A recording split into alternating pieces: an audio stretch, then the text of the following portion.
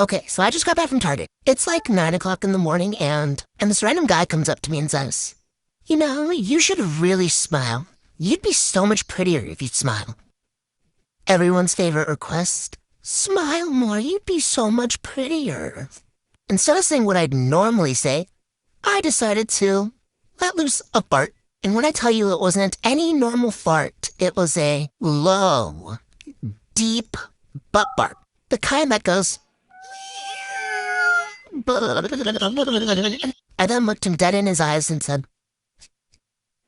with absolute horror on his face, he demanded I apologize. No, sir. Studies have shown that smelling farts reduces heart disease and kidney failure. You're welcome. My husband has a girl best friend and I hate it. Story time. My husband Steve has a best friend who we'll call Amy, and they have known each other their whole life. They're like childhood best friends. In the past, I've overheard Steve say that he owes Amy his life. He's told me before that they got together when they were in high school, but nothing else has ever happened. Now, I have never really been Amy's biggest fan, but I'd say a turning point for me it was when Steve decided to have Amy as his best woman at our wedding. I feel like Amy's definitely the definition of a pick-me girl. I never ever thought I'd be this girl, but I've asked Steve to cut Amy out of his life multiple times. But he said that he didn't think this was a necessary move. Everything did get a little bit better last year when Amy got married, and this relationship moved pretty quick. They were married and pregnant within 4 months of dating. Now, unfortunately, the guy did up and leave Amy when she was pregnant, and this made her mental health spiral, as you can imagine. And it was also when Amy and Steve's relationship started to get a little bit closer. Steve, my husband, started to take Amy to her midwife appointments. Next thing you know, he's building the nursery, and he even promised that he would be there at the birth of the baby. So as you can imagine, I've now got some pretty strong feelings towards Amy. So I expressed all of this to Steve and he said as a sorry he was going to book me a really fun birthday day. He called it like my celebrity day. We had a really nice hotel booked, an expensive meal, but it just so happened that Amy went into labour 6 weeks early. At this point I'd had enough and I was like, babe, this is my day, okay? Please do not let this other woman ruin it for me. And that was when Steve told me to grow up and stop being so childish. He said that we can celebrate another day or I could ask one of my friends to come with me. I told him to not bother coming home unless he had a paternity test for that child. And just a couple of add-ons about Amy. Amy's husband actually left her because she cheated on him. And if you're thinking, why hasn't this girl got any friends to go to the birth with her and why is she picking someone else's husband? It's because she gets with all of her friends' boyfriends. Literally all my family and all of his family think that this baby is his. And actually, next week I'm going on my birthday celebration with Steve's mum. And your mum actually said that she wishes that I had been her child and not you. Have fun with your new family, babe. I may have solved a murder. I'm gonna tell you about it while I take this off. Have you heard of the story of Kate Morgan? Kate was a member of a wealthy Iowa family. In her early 20s, she married a man named Thomas. This is important. The marriage was not a happy one. After 5 years of marriage, Kate ran off with another man named Alan. Then we lose record of Kate for a little while, until 1892 when she checks in at the Hotel Del Coronado. Strangely enough, she didn't check in under her own name. She checked in under the name Lottie A. Bernard. She was a quiet guest at the hotel, but took lots of baths. And back in those days, someone had to run a bath for you. She told the staff that she had stomach cancer and she was waiting for her brother who was a doctor. But no one came looking for her and no one sent her any letters. After a few days passed, she ventured out into the city to buy a gun. The next night, it started raining extremely hard. It was a storm. We actually investigated this hotel on our YouTube channel, and ironically, it was also storming that night, which honestly is unusual because it's California, it rarely storms. The next morning, her body was discovered laying out on the steps of the veranda. But it doesn't end there. Police were called and it was confirmed that she died of a gunshot wound. But the bullet found in her head did not fit the gun that she purchased. The case was reopened after that fact came to light. In over 100 years, it was never solved. It's been debated by many whether it was self-inflicted or a murder. Some people believe her spirit still resides at this hotel. And since I'm a professional ghost hunter, we decided to investigate. We stayed the night at the hotel and documented all of it. And now, after looking back at all of the footage, I think story time about how my boyfriend and best friend were I had a crush crush on my brother's best friend. We're gonna call him Pedro. One day, my brother and Pedro had a plan to go to the beach together, and then Pedro invited me. And I was like, let me check if I have something to do. I don't. I'm going. I'm gonna go, Pedro. Don't worry. The night before, I was like, I need to look scandalous. Like, so scandalous. So I remember I wore this two-piece bathing suit. So long story short, the day came and we went to the beach. So we get to the water and immediately I go in. I wanted to show him, like, I'm a bra girl. Oh, this is the best part. So I'm coming out of the water and I'm trying to look like a baddie. Like, I'm trying to walk out all cute, like the hair is wet and everything. And I noticed Pedro was looking at my legs. So I was like, maybe he's trying to shoot his shot. So I went to go tell him something. And I was like, why do you keep looking at me? And he was like, look at your legs. I look at my legs. There's a whole ass piece of poop from the beach water. Am I wrong for wearing a wedding dress to a wedding? So this girl I've been friends with for a few years recently got engaged. A week ago, I got a DM from her saying she was having a small costume party to celebrate her getting engaged. So I asked if there was a theme and she said there wasn't. So I'm a cosplayer, so I had a lot of choices. So I thought it'd be really funny to go to an engagement party as a corpse bride. When I arrived at the house yesterday, everything seemed completely normal. A few people complimented my costume and I was having so much fun. After about 10 minutes, my friend's fiance walked out in a black tuxedo and told everyone that this was actually their wedding. Apparently my friend saw a video of someone else doing this and she wanted to do the same. He asked us all then to go to the backyard so that the ceremony could begin. At that point, I went straight up to him. I asked if I should quickly go home, change my outfit and come back before the ceremony even started. He told me it was absolutely fine considering that I didn't know it was a wedding. So I trusted him and I just followed everybody outside. They got married and everything seemed good. So the reception was at the house, so everyone just walked back inside and picked up where we left off. I kept trying to talk to my friend and celebrate with her, but she kept making excuses not to talk to me. I assumed it was because she was just tired and, you know, it was such a big day. And I thought maybe she just wanted some space and alone time. I decided just not to bother her after that and the party soon ended. So about half an hour after I got home, my phone started blowing up with notifications. It was my friend and she was cussing me out saying that I ruined her wedding day. I was obviously really confused and asked, what did I do? And that only made her even more angry. She told me that it was basic knowledge not to wear a wedding dress to someone else's wedding day. I reminded her that I did not know that it was a wedding. And I said, I asked your now husband if he wanted me to go home and change, and he said that it was absolutely fine. So she didn't respond to that, but then I got a text from the husband asking why I would tell her that he said it was absolutely fine not to change. And I was like, babe, you were the one that told me it was fine. And then he says that I should have changed anyway. And now, of course, it's my fault that the two of them are fighting over this. I tried texting and saying that I was sorry and that if I'd have known, I obviously wouldn't have done this. But I woke up today to find that her and her husband had blocked me on everything. So what do you think? Okay, story time. So I work at a jewelry store, and today a man came in looking for a gift for his wife for their 10th year anniversary.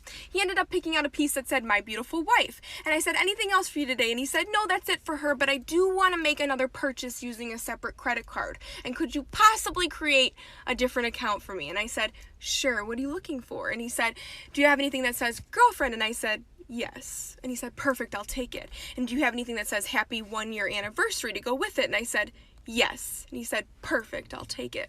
So I boxed everything up all nice and I put them in their respected bags. He had me mark a K for Kristen on the bottom of his wife's bag and an L for Laura on the bottom of his girlfriend's bag. I put pretty bows on them. I handed it to him. I said, "They're gonna love it. Have a nice day." And he said, "Thank you." And shit, I just remembered that his wife's name is Laura and his girlfriend's name is Kristen. I must have mixed up the bags. Oops.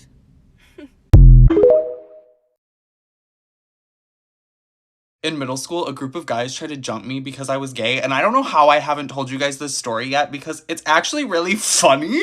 And I don't know, I just thought of this and I wanted to tell you guys. I was like 12 or 13 at the time, and I rode my motor scooter to the park with my friend, and we're sitting there on the benches, and all of a sudden, we start hearing slurs, like literal slurs saying everything under the book, and immediately I was like, oh shit, they're talking about me. And these were not like normal kids, they were bad. Like, we're talking expelled every other week, always in fights. Like, they were a force to not be reckoned with.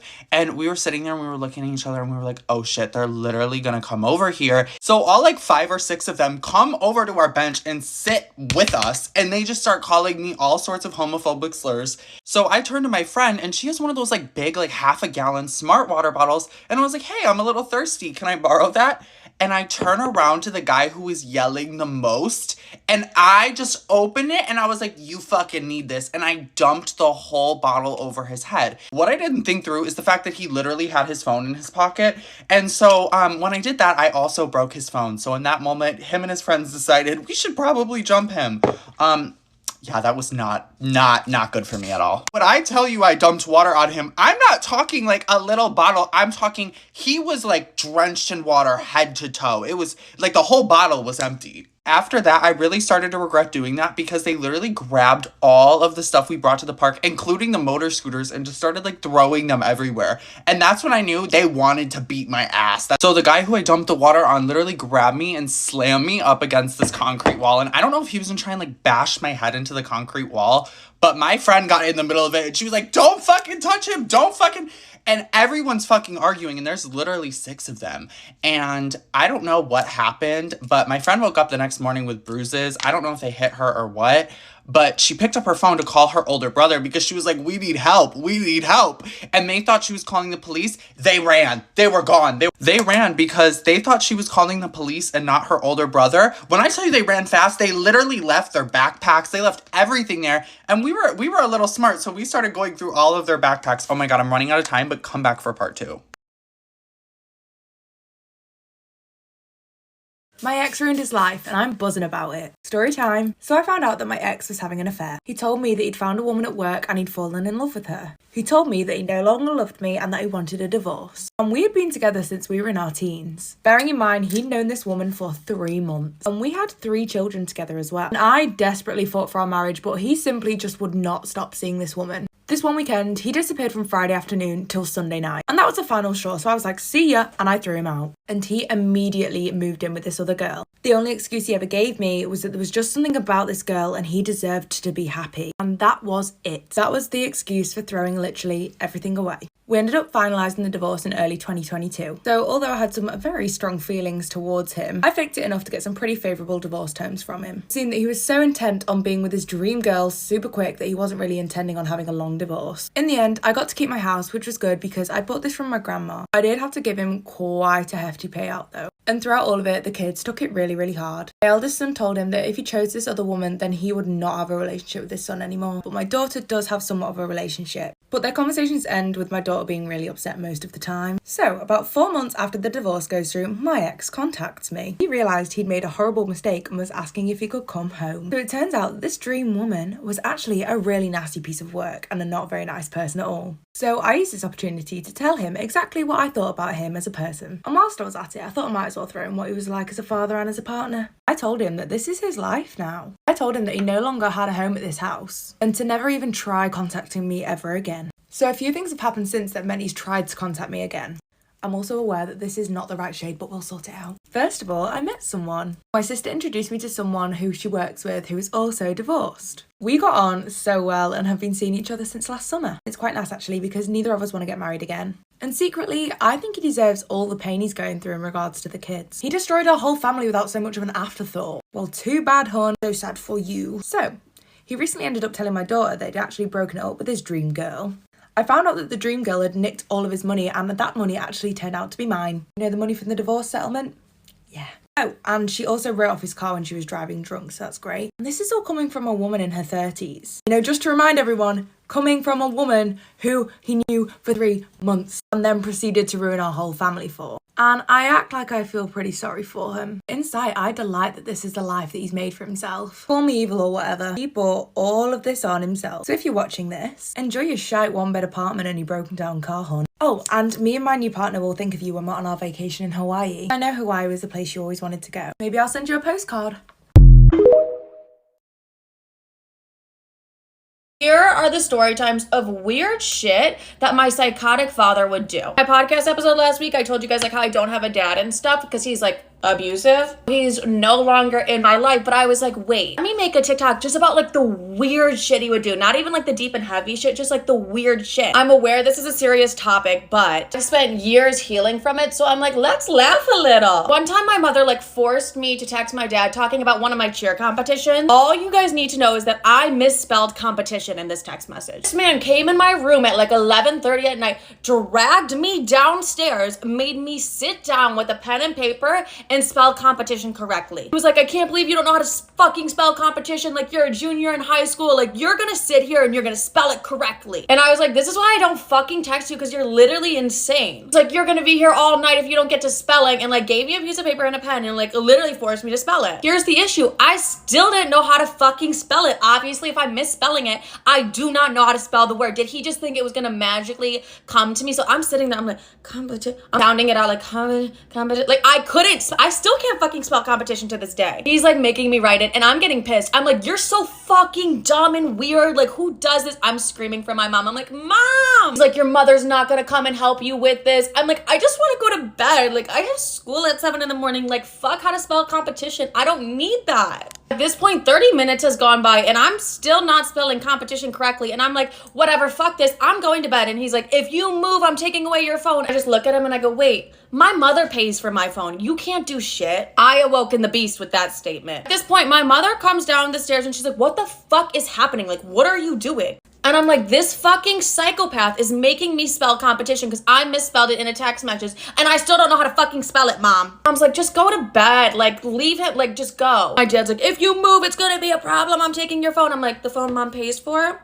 And I walked up my stairs and took my ass to bed, but I was like, I literally still don't know how to spell competition. And guess what? I'm successful regardless. That's why we have autocorrect. But why the fuck did I have to sit and spell on it? Like, this man was just insane. This next story, my mom says, is the reason that they like got divorced. It was like a Thursday night and I was cooking my sister dinner and we're laughing. We're having a good time in the kitchen. So obviously I'm cooking dinner and I have like the cabinets open because like I'm grabbing spices. I'm doing my thing. My father walks in the kitchen and our laughs were like, ah, ha, ha, ha, to like when that man walked in, we were like, what the fuck does the beast want? Go to part 2.